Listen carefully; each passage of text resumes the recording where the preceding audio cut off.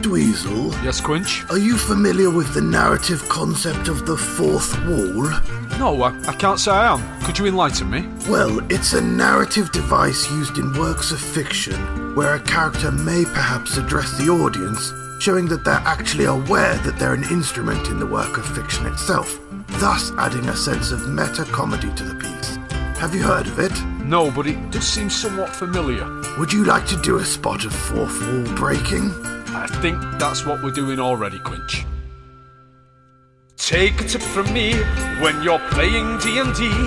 Be mindful of the others in the game. I really must convey just how trying a thoughtless player can be when these 6 words they do proclaim. It's what my character would do. It's what my character would do. I loot the body, take the spoils, whilst my party work and toil, just because it's what my character would do. It's what my character would do. I promise that this much is true. I don't think of others' feelings when my actions leave them reeling. I'm selfish cause my character is true. Greg finds it was not he who killed the missing dwarven child. Degvar's note gives grim details of all he had defiled. Necromantic deeds most dire, still not as bad as Krill in Dice and Desire. I am sorry to these children and their families who will never know what happened to them. I am sorry to my friends who I left behind rather than fighting for my place. I am sorry to the gods for turning their beauty into cruelty. And I am sorry to you, whoever you are, for having to read the crimes of a madman. But my crimes may not be over. If I am to survive, I will need to eat. And the only food I see is gagged and bound in front of me. I hope you find me before I make any more bad choices. Degvar Nevermike. Has he read this aloud? We'll say yes. What does it say, Gregomel? What a monster. Yeah. So you read that. So that obviously gives you an idea of what he was doing, why he was doing it, and how he came about getting the children that he did. Answers a lot of questions. Water Baron seems to have endorsed it. Sorry? Am I right in taking from that the Water Baron endorsed him taking vagrants? She let him take the children, but she didn't know why he was taking them. He although he doesn't say in his book, he approached her with the intention of helping her remove her, a problem in her city, and she just didn't care. She was more concerned with her election than she was about what the stranger was potentially doing with children. But we don't know what he told. We don't know what he told her necessarily. Did you say a satyr girl escaped as well? Yeah. Have we met her yet? Didn't we find her dead outside? That's the one you found dead outside. That's the one that Geordie killed. Yeah. Okay. So we still don't know the link with Geordie then. Yeah, I was going to say, we still don't know where Geordie's coming to. I've got that pendant with his initials on, JD. Yeah. As you're reading the book, though, Greg, and you're sort of as you're looking at the broken piece of wood sticking out of the thing, can I get another perception check from you, please, at advantage? We're all suitably blown away by both Nathan's performance and writing there, aren't we? I think. Yes, yeah, very much correct. So. We were all no one had really said anything. I just didn't want the occasion to pass without marking what a splendid piece of audio drama Nathan just delivered there. Thank You you very, can have, thank you very much. I did worry that it inspiration might be a there. little bit too Yeah. a little bit too whatever. You had it with That's advantage perfect. anyway, Mike. Yes, I rolled a 20. on You the rolled a first one 20. there. As you're looking around, you actually notice you missed this first time. You were so intent on looking at the books. You actually see a small piece of wood on the floor. Do you wish to pick it up?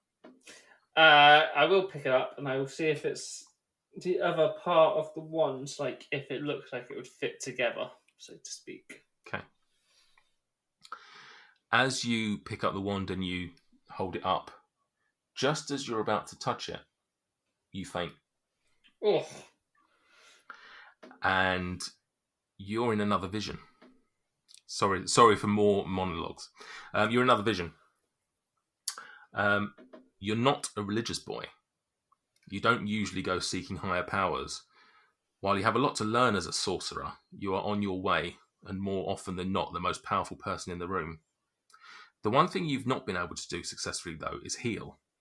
You've seen far too many die without being able to heal, without being able to help, including, no, best not to think about him. Too much to do.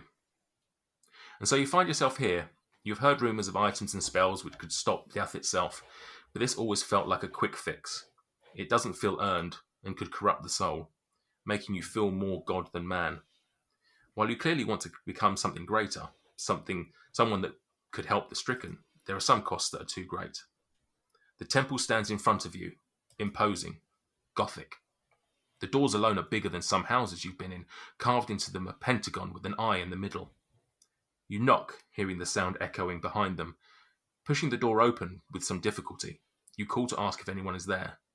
The only noise that greets you is the sound of flapping wings, as you've clearly disturbed some birds that have been nesting. You investigate the temple further. It's clear no one has been here for some time. Rooms are either empty or severely dilapidated. There is very little sign of the life and community that would have once called this place home. You did not expect anyone to be here, but now you're alone in this place. The wind whistling through the halls, the absence of people is even more palpable than you expected. Nevertheless, you need to push on. For him. After some time, you eventually find what you're looking for. The font of knowledge, the font of Bokob. It is nearly dried up, but there remains some water here. Who knows how pure it is, but you've come too far and you have nothing left to lose. You scoop up what you can with your hands and let it trickle into your mouth. It is still cool, but it tastes stale and dusty. You wait for a few minutes and nothing happens. What were you expecting, Greg? Bokop himself to come down and bestow the all-power on you? Slightly dejected, you walk around the temple more, taking in some of the artwork that remains here, barely intact. It's still beautiful, and you wish you could have seen this place in its full glory. You're so engrossed in this image of Bokob, reaching down to worshippers, passing them texts, you only just realise you hear footsteps. You spin suddenly and see a scared old man behind you. He is hunched and frail. You're not sure what's in worse condition, his hairline or his tatty clothes. As you face him, he holds up his hands. Welcome, traveller. We are well met. I am Gorand. And you are? I am Gregabel. Why do we sound the same? My name is Gregor Wallows. Do you live here? I thought this place was abandoned. It is, to those who do not seek enlightenment. Is that why you are here? Enlightenment? I guess. I'm not really into the religious thing. I just know I need to help more than I already do. Yes. For him. Yes. Sorry, wait, how did you... Tell me about him. You are confused by this old man. His manner, his questions, his knowledge of your past. And yet you feel you can trust Gorand completely. That is why you open up about the death of him. Your father. A simple merchant, selling his home-brewed coffee on the streets of Spring Meadow. You were like his shadow, helping him on the stall when you were free, and were often the first person to test his new blends. That's where your love of coffee began. 3 years ago, however, your father was killed by petty thieves trying to steal his purse. You had been away from the stall at that time, taking a break, but saw it happen at a distance. You chased the thieves, but they got away. By the time you returned to your father, he was also gone. Since then, it has haunted your waking dreams in the knowledge that for all your magic, you could not save him. If only you'd stayed by his side and been able to heal him, things might have been different. A few seconds of silence ring out in the temple before Goran fills them. Tell me, if you could go back, save your father, would you? You take a second to think. No. And why not? Because he is gone. If he were to return, it wouldn't be right that I got my father back, but others lost their loved ones. It is a painful memory, but it is the one that is the catalyst for my journey, one that drives me on to be better, It was the first step on bringing me here. To you. Bokob. Bokob smiles, straightening, the years and wrinkles slipping away from his face. A middle-aged man with white hair and purple robes stands in his place. Well, you are a smart one. You're perfect. Sadly, you're in the wrong place, wrong time. Luckily, I can help with that. I'm sorry we don't have longer. You won't remember any of this where you're going. You won't remember anything, in fact. Not until you prove yourself worthy, anyway. Have faith in me, Gregomel. Choose life. Do not choose the other. Good luck, Greg. We'll make a cleric of you yet. With that, you start seeing the temple falling around you, brick by brick, wall by wall.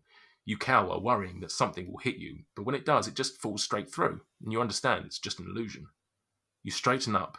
You see Bokob, the god of knowledge, stood, watching you, smiling.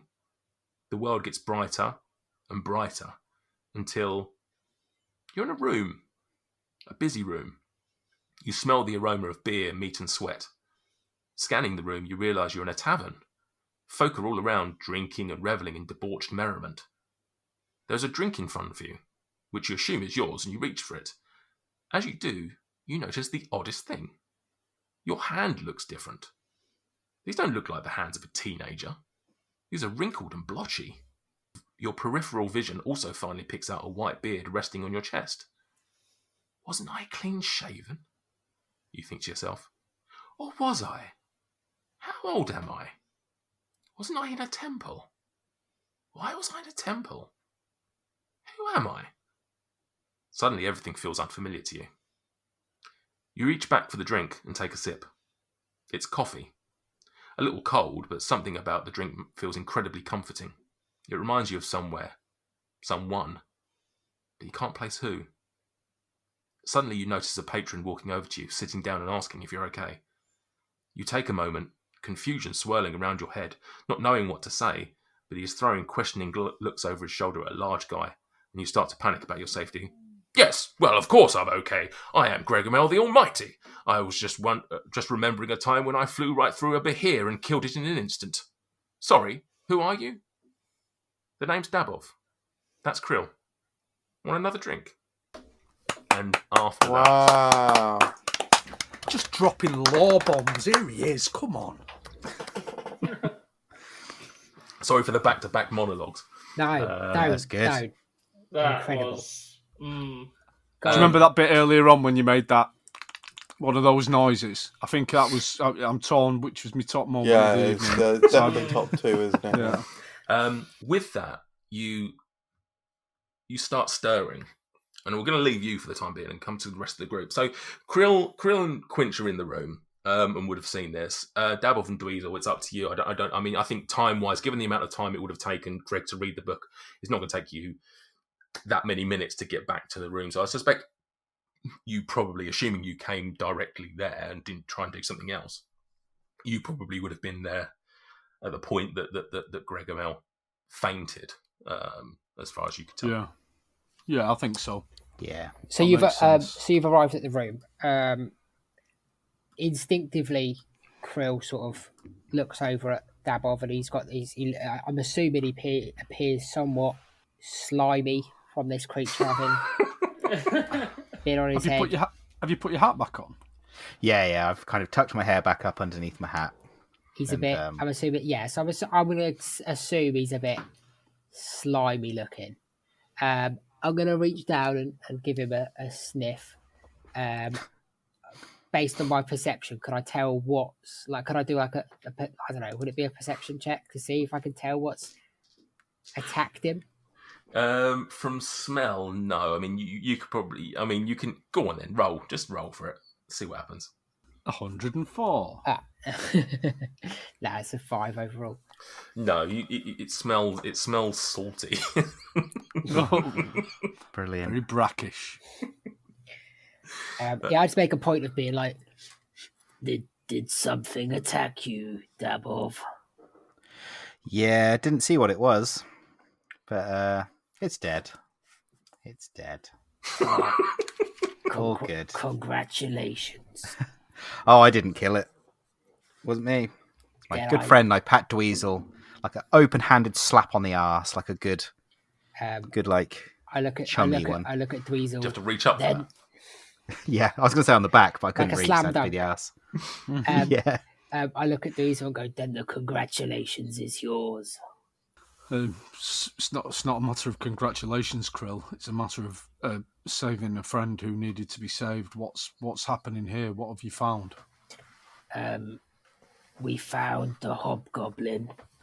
And with that, I'm assuming I'm sort of stood over and around it. I sort of step back a little bit just to show Dekvar dead. Is this the hobgoblin? I believe this is Dekvar. Wow. Any sign of the missing children? Well, if you take a step in the room, we've got some news. Can I check? Was there more than one wand in the room? So yes, you've got a wand yourself, and there was also what appears to be a wand that Greg picked up, and as he was putting it to the piece in the stone. We haven't got to that part necessarily. We just know that Greg found something, lifted it up, fainted. You don't know obviously what's happened to him at the moment. He's just stirring, I guess, or whatever. It's 10 minutes on my detect magic, so I imagine I'm still pinging out detect magic as we walk through. Yeah. Is anything setting my spider sense tingling massively? So the things you pick up aside from obviously the people themselves, you pick up on three things. One of them is held by Krill, one of them is held by Quinch, and one of them is held by Greg. You also got the one that's in the plinth, I guess. Oh yes, I guess yes, you'd feel sort of a slight resonance from that as well. So it's the magic one. It's the one that Quinch picked up, I would assume. Mm-hmm. The rapier that Krill picked up, and then the fragment of wand that Greg picked up, which we know what it is. I can see. Well, I don't, but Luke does. Stuart knows. Luke does. Dweezil doesn't. Double doesn't. Yeah. Quinch, why have you got a magic stick? I don't know. I've been looking at it for a few minutes trying to figure it out, but not. What am I getting any clues from the detect magic? Let me look at the schools of magic. I like it how we've all just kind of binned off the fact that there's a child in here, and she's I'm still unconscious. She's sat there. She's playing around with the cube of many colours. Oh yeah, of course. She's undoing weeks worth of work. Or the opposite. I think I did roll a perception check quite a while ago. For what, the Arcana? For the wand? For the wand, yeah. Okay. What did you roll? Just I think I rolled a 12. A 12. I'm gonna let that plus maybe you're having a conversation with Dweezil at this point, and collectively, I'm gonna allow you both.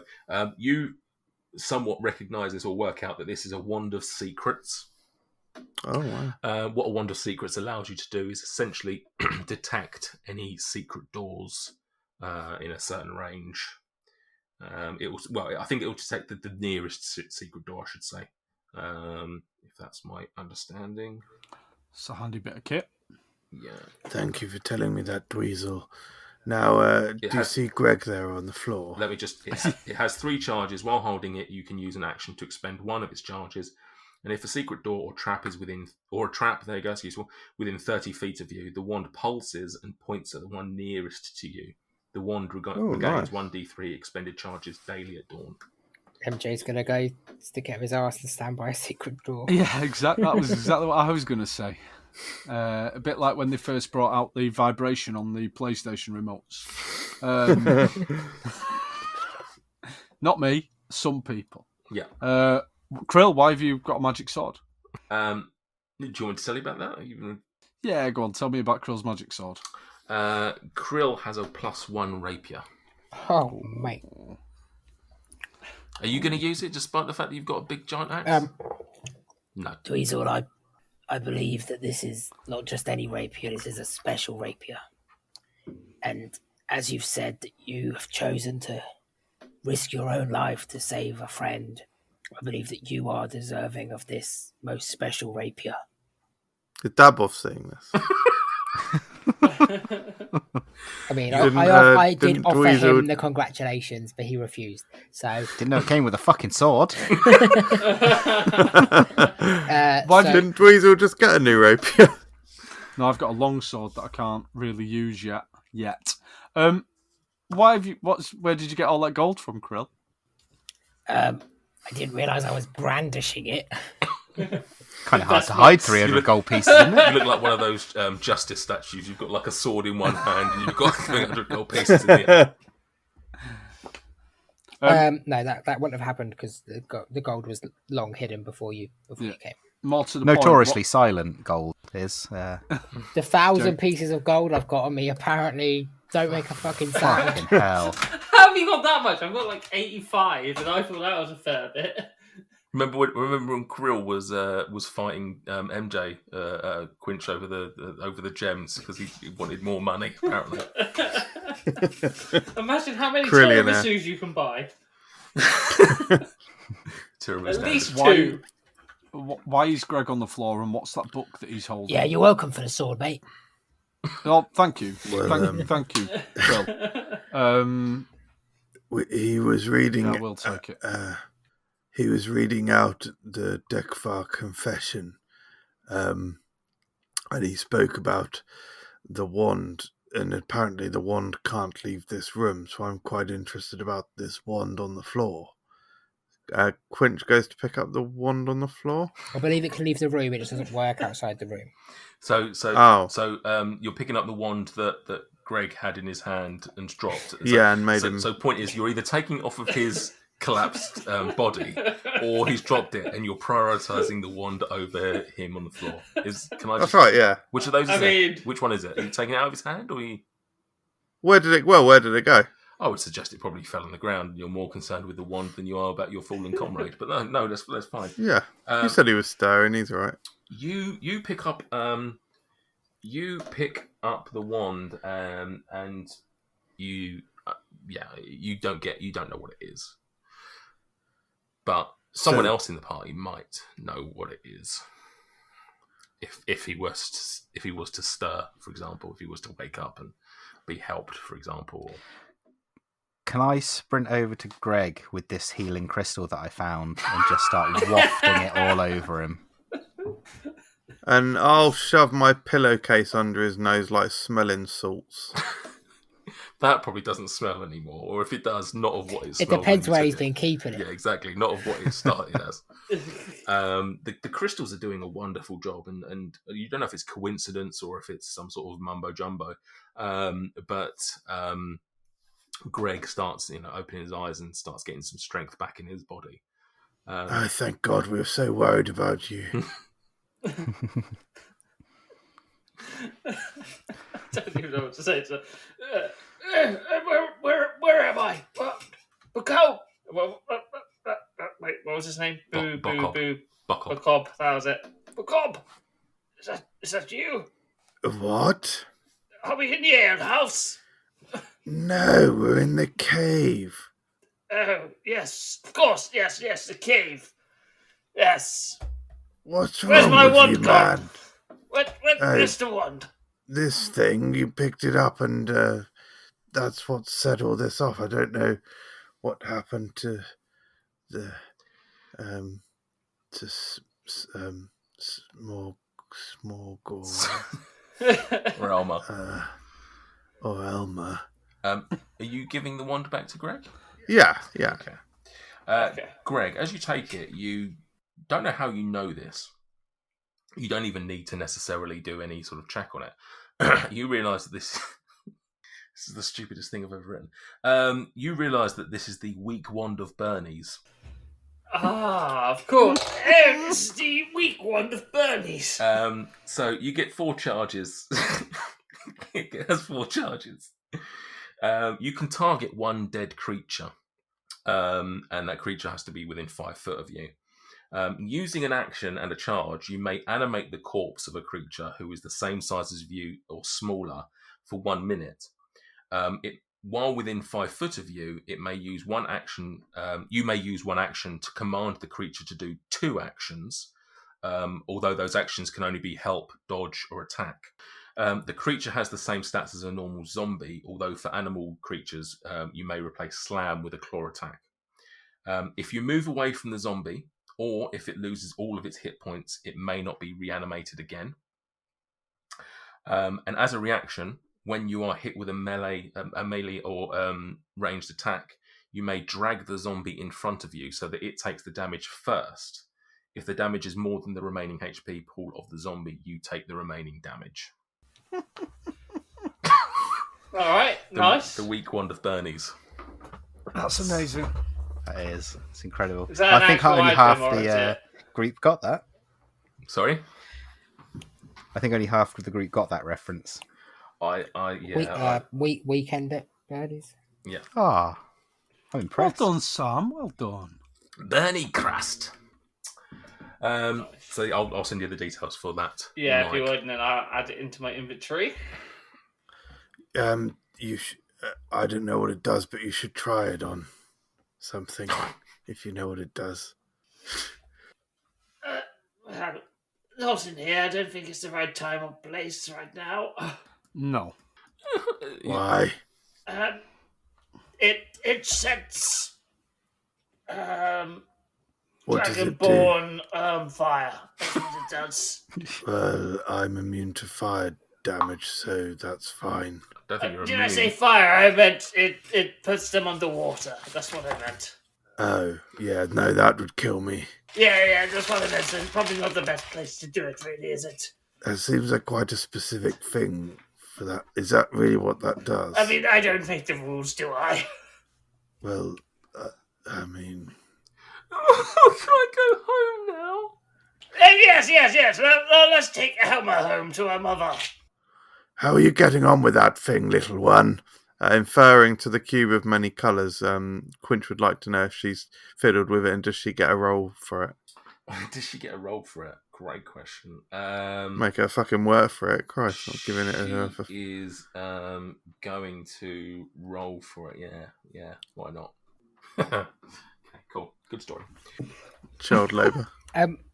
Crew's gonna just ask Dabov, have you been in contact with fire at all recently? No, I No, don't think so. that's Can't very remember now. strange. Greg, tell him about the book. Tell him about the book and the writing. Yes, there seems to be some kind of little poem written about you and, well, both you and Dweezil as well, I guess. Probably primarily Dweezil. Well, primarily Dweezil, but the bad stuff all happens to you. Excellent. It always does. And he looks at his damp hat. Dabov, I think you could probably use this more than me. Quinch hands off the Wand of Secrets to Dabov. I think so. Ah, thank you. It's almost as if items were picked for certain characters. Can I use wands? I'm not even sure I can. Yeah, wands can be used by anybody. It's scrolls that theoretically you Krill could hold. use a bloody wand. Are you right to send me the information for that? Yeah. Like later. Doesn't have to be now. It's an official thing. Okay. The What was its name? The Wand of Secrets is an official one. Wand of Secrets. What is Thank the weak one of Bernie's, isn't it? You'd be surprised. Outrageous. Yes, Dweezil, am I not mistaken in thinking that you're owed some money back on the return of this child to her father and mother? Something to do with some armour that you purchased? No, that was the dwarf boy. It's for killing giants, wasn't it? No. Yes, No. yes, it was a dwarf boy. Perhaps we should take his corpse back to his family so they can bury him correctly. I'll very respectfully and gently and avoiding any offence whatsoever. We've been here before. We've definitely been in a cave before where there's been dead bodies and surviving distraught girls. I gently lift him up and carry him very respectfully. You don't lift his head up and sort of make jokes about him sort of saying things and stuff like that, or? Absolutely not. No, I didn't think we. We got a wand for that now. That's not me. That's not a Krill thing. Sorry for the record. Quinch did make an excellent point that you can use the wand for that now, theoretically. Although it doesn't make. Yeah, we're not going to get a hand day. I'm holding the little dwarf child respectfully. They're dead. Yeah. I mean, out of character, are we gonna scoop? I mean, there's still stuff that we wanted to do in Yartar, but it feels like we can't just, we've got to get this girl back to her parents. We don't trust anyone else to do it. Oh yeah, we're stuck. We're well stuck. Well, to be fair, if we're going to Tribal, we've got to come back through Yartar to get into the hills where the fort is for the other stuff. Let's just have a look at the. Let's put you on the map of the north. Unfortunately, we don't have much choice. We have to go back, but I don't want to be stuck there. I want to drop them off, claim any rewards. Drop them off, kill the water baron, and then be on our way. Yeah. I don't think. I mean, Yartar. I mean, it's worth noting Yartar.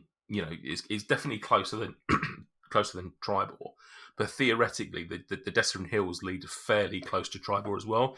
You'd be just essentially sort of going in a different direction. You could cut through the hills. Where's our goal? Where are we aiming for? So you've got a number of tasks to undertake. After Yartar, you were planning to go to Noanar's Hold to drop off some armor. So realistically, you are obviously going back on yourself to go to Tribal, but I agree that we need to get rid. You can't. It depends how quickly you let us do it. I guess. Can we? Yeah, I'm gonna allow a bit of Benny Hilling here, and I'm not gonna make you role play any sort of attacks that happen in the hills or anything like that. You get into some scrapes and stuff like that. But I'm not going to necessarily. I'll allow you. I can only imagine it was enough of a scrapes to at least level up at once. That's all I can imagine. The benefit of milestone leveling up. How far is the travel to Tribal? So you're roughly speaking, you're on the map around here. So you're very much centre of the hills.